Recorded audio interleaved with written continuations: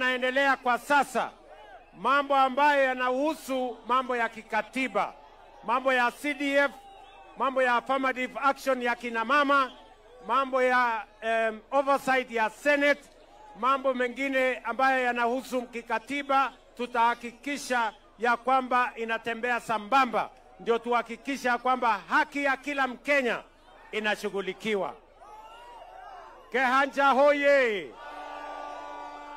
Kuria hoye! Mimi najua ya kwamba bado tuko na kazi kubwa ya kufanya hapa kwenu, na tumekubaliana ya kwamba wakati tunaendesha taifa la Kenya mbele, lazima Kuria iwe katikati ya hiyo maendeleo. Tumekubaliana jameni? Kwa sababu niko na viongozi wengi, mimi nataka niwahakikishie, sawa sawa, sikizeni watu wa Kuria, nyinyi ni wakulima wa maana sana sehemu hii. Tulisema kwanza tupunguze gharama.